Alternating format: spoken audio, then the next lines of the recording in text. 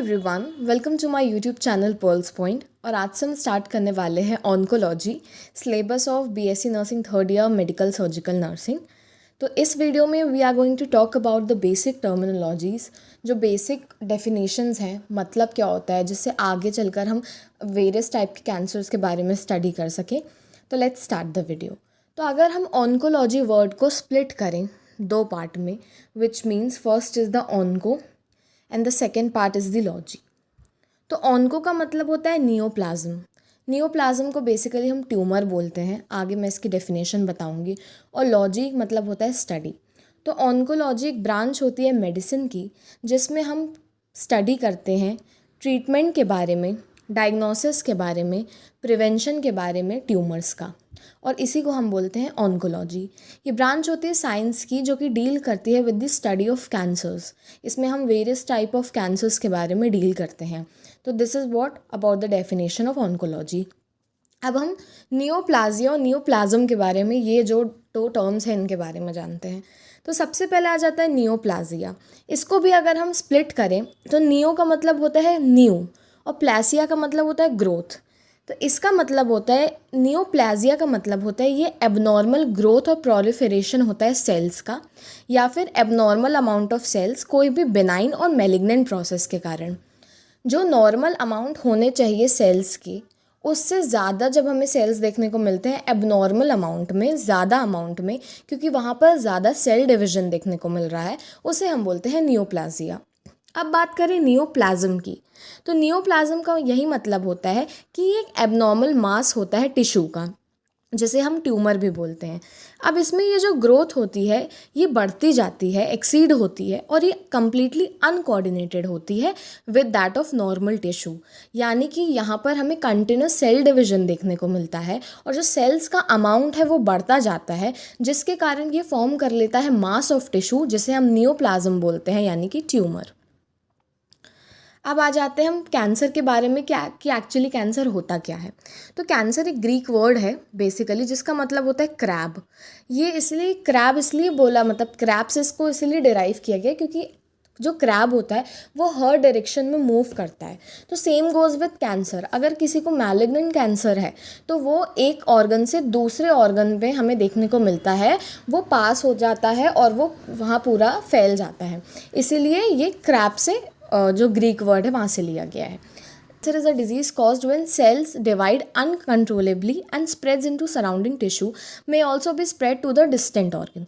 यानी कि ये एक ऐसी डिजीज़ है जिसमें जो सेल है वो कंटिन्यूसली डिवाइड करते हैं, जिस पे हमारा कोई कंट्रोल नहीं होता, और ये आसपास के टिश्यू को भी इफ़ेक्ट करते हैं, एज वेल एज ये टिश्यू से लेके, एक ऑर्गन से लेके, पॉसिबल है कि दूसरे ऑर्गन में भी ये अपना स्प्रेडिंग करे। और इसको हम मेटास्टेसिस भी बोलते हैं, जब एक जगह से दूसरे जगह भी इफ़ेक्ट होने लगे।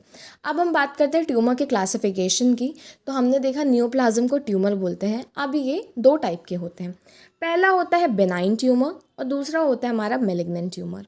अगर हम सबसे पहले बेनाइन ट्यूमर की बात करें तो जो हमारा बेनाइन ट्यूमर होता है इसे हम इनोसेंट ट्यूमर भी बोलते हैं। ये हार्मलेस होता है और स्लो ग्रोथ देखने को मिलती है। इसमें जो ग्रोथ है, इसमें जो डिवीजन है वो एक लोअर रेट पर होता है, और ये हार्मफुल नहीं होता। ये कैप्सुलेटेड होता है, यानी कि it is covered by a capsule. No metastasis. No metastasis के मतलब ये एक ऑर्गन से दूसरे ऑर्गन में नहीं ट्रांसफ़र होता है, कोई मेटास्टेसिस देखने को नहीं मिलता। Cellular differentiation is present and polyclonality. तो अगर हम सबसे पहले इसमें देखें तो फॉर एग्जांपल ये एक ट्यूमर है एन नाम का। ये अब आप देख रहे हो कि एन जो है वो ए से सिमिलर है, बट एन जो है वो बी से सिमिलर नहीं है। तो हमें एन और ए में क्या सेलुलर डिफरेंशिएशन देखने को मिल रहा है, प्रेजेंट है, और एन और बी में सेलुलर डिफरेंशिएशन एब्सेंट है। इसीलिए जो बेनाइन होता है उसमें हमें सेलुलर डिफरेंशिएशन देखने को मिलता है, यानी कि वो जो ट्यूमर रहेगा वो उसी शेप और साइज़ का रहेगा। और जब हम इस पे देखेंगे मैलिग्नेंट में तो वो सेलुलर डिफरेंशिएशन नहीं देखने को मिलेगा। तो यही था। अब हम मैलिग्नेंट की बात करें तो मैलिग्नेंट एक अग्रेसिव ट्यूमर होता है। ये हार्मफुल होता है, बहुत ज़्यादा इसकी रैपिड ग्रोथ होती है। इसमें कैप्सूल प्रेजेंट नहीं होता, ये मेटास्टेसिस शो करता है, सेलुलर डिफरेंशिएशन प्रेजेंट होता है, और मोनोक्लोनालिटी भी देखने को मिलती है। तो this is about the difference of benign tumour and a malignant tumour. अब आ जाते हैं हम टाइप ऑफ कैंसर। तो कैंसर भी हर जगह अलग अलग नाम से जाने जाते हैं। तो इसमें हमने कुछ टाइप्स देखे हैं। तो इसमें जो पहला टाइप है वो आ जाता है कार्सिनोमा। कार्सिनोमा का मतलब होता है जब कैंसर एपिथेलियल टिश्यू में हो, यानी कि आउटर कवरिंग यानी कि स्किन में हो। तो एपिथेलियल टिश्यू में जब कैंसर प्रेजेंट होता है तो उस मैलिग्नेंट ट्यूमर को हम बोलते हैं कार्सिनोमा। फिर आ जाता है सार्कोमा। अगर वो ट्यूमर जो है वो कनेक्टिव टिश्यू में प्रेजेंट है, मेसेनकाइमल टिश्यू में प्रेजेंट है, मसल में प्रेजेंट है, बोन में प्रेजेंट है, तो ऐसे कैंसर को हम बोलते हैं सार्कोमा, और ये सबसे ज़्यादा डेंजरस कैंसर होता है। फिर आ जाता है लिपोमा, यानी कि लिपिड या फैट्स में प्रेजेंट होने वाला कैंसर। फिर आ जाता है ल्यूकीमिया। ल्यूकीमिया में क्या होता है, ये कैंसर जो रहता है ये हमारा स्टार्ट होता है from blood forming tissue and cause large number of abnormal blood cells to produce and enter the blood। तो ये ब्लड फॉर्मिंग टिश्यूज़ में देखने को मिलता है और ये बहुत सारे एबनॉर्मल ब्लड सेल्स को प्रोड्यूस करता है जो कि ब्लड में हो जाता है और उसे हम ब्लड कैंसर भी के नाम से भी जानते हैं। फिर आ जाता है लिम्फोमा। तो ये जो कैंसर होता है ये कैंसर होता है इम्यून सिस्टम का। तो this is about the types of the cancer. फिर आ जाते हैं कुछ इंपॉर्टेंट टर्म्स। इन ये इंपॉर्टेंट टर्म्स है, ऐसे जानना बहुत इंपॉर्टेंट है, तभी आगे चीज़ें समझ में आएंगी। सबसे पहले आ जाता है हाइपरट्रोफी। What is hypertrophy? तो हाइपरट्रोफी का मतलब होता है increase in shape and size after full development. तो जब एक जो सेल है वो जब कंप्लीटली ग्रो हो गया है हर तरीके से, शेप में भी साइज़ में भी, तब भी वो स्टिल ग्रो हो रहा है, वो उसमें चेंजेस देखने को मिल रहे हैं शेप और साइज़ में, उसे हम बोलते हैं हाइपरट्रोफी। फिर हो जाता है हाइपरप्लासिया। हाइपर मतलब ऑब्वियसली इंक्रीज, प्लासिया मतलब ग्रोथ। तो जब नंबर्स में सेल का है जो अमाउंट है वो बढ़ता है एक नॉर्मल अरेंजमेंट में, ज़्यादा हमें देखने को मिल रहा है अब नॉर्मल में, उन्हें उस ग्रोथ को हम इंक्रीज इन नंबर ओनली, उसे हम बोलते हैं हाइपरप्लासिया।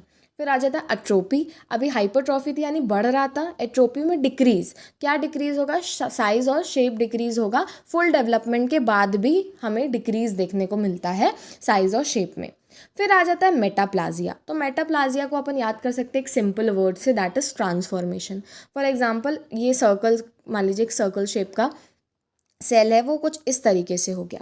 इसका मतलब है इसमें जो रहता है ना, वो सेल जो रहता है वो कम्प्लीटली ट्रांसफॉर्म हो जाता है।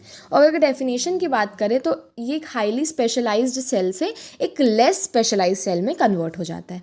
इसका एग्जांपल क्या होता है, जो स्मोकर्स होते हैं, जो लोग स्मोकिंग करते हैं, तो जब वो स्मोकिंग करते हैं तो जो हमारे सीलेटेड कॉलमनर एपिथेलियम प्रेजेंट होता है वो स्मोकिंग करने के कारण वो स्क्वैमस एपिथेलियम में कन्वर्ट हो जाता है, ट्रांसफॉर्म हो जाता है। तो ये एक हाईली स्पेशलाइज सेल से एक लेस स्पेशलाइज सेल में ट्रांसफॉर्म हो जाता है, इससे हम बोलते हैं मेटाप्लाजिया।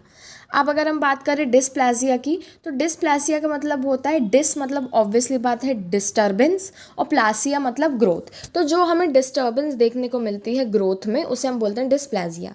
अगर हम डेफिनेशन की बात करें तो जब हम ऑल्टरेशन देखते हैं साइज़ में, शेप में और ऑर्गेनाइजेशन में अलग अलग सेल्स के, डिफरेंशिएटेड सेल्स के, तो उसे हम बोलते हैं डिस्प्लासिया। इसमें भी अलग अलग रेंजेस होते हैं। फॉर एग्जाम्पल ये स्क्वायर है तो एक नॉर्मल सेल है। अब देखिए इसमें थोड़ा सा यहाँ पर चेंज आया है तो इसको अपन बोल देंगे माइल्ड डिस्प्लेसिया। फिर दोनों साइड में आ गया तो इसे बोलेंगे मॉडरेट डिस्प्लेसिया। फिर तीनों साइड में आ गया तो ये सीवियर हो गया। और ये कम्प्लीटली नॉर्मल से ये जो है लास्ट वाले कम्प्लीटली अलग हो गया तो इसे हम वेरी सीवियर डिस्प्लेसिया बोल देंगे या फिर एनाप्लाजिया बोल देंगे। एनाप्लाजिया का मतलब है no similarity with the normal cell, यानी कि फॉर एग्जांपल जो स्टार्टिंग का सेल है वो लास्ट में अगर हमें कम्प्लीटली अलग देखने को मिल रहा है तो उसे हम बोल देंगे एनाप्लाजिया, यानी कि कोई भी सिमिलैरिटी फॉर्म नहीं होती। इसके बाद आता है कार्सिनोमा इन सिटू। क्या होता है कार्सिनोमा इन सिटू? इसको बोलते हैं हम प्री कैंसर स्टेज। इसमें क्या हो जाता है, जो ट्यूमर प्रेजेंट होता है, कैंसर ये हमारे बेसमेंट मेम्ब्रेन पे ही प्रेजेंट होता है, यानी कि ये जो कैंसर रहेगा ये जो ट्यूमर रहेगा ये मेटास्टेसिस भी शो नहीं करेगा, ये बेसमेंट मेम्ब्रेन पर प्रेजेंट रहेगा और ये कम्प्लीटली क्योरेबल होता है। इसे हम सर्जरी के थ्रू रिमूव कर सकते हैं।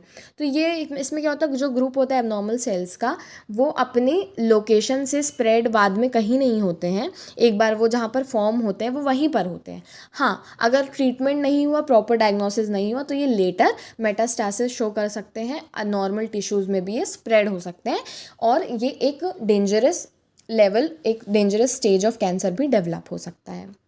तो ये हो गया हमारे सारे इम्पॉर्टेंट टर्म्स, कुछ बेसिक टर्मिनोलॉजीज़, कितने टाइप के कैंसर्स होते हैं, क्या डिफरेंस होता है, डेफिनेशन क्या होती है। I hope you like this video, or for more informational content don't forget to subscribe to my channel. Thank you so much.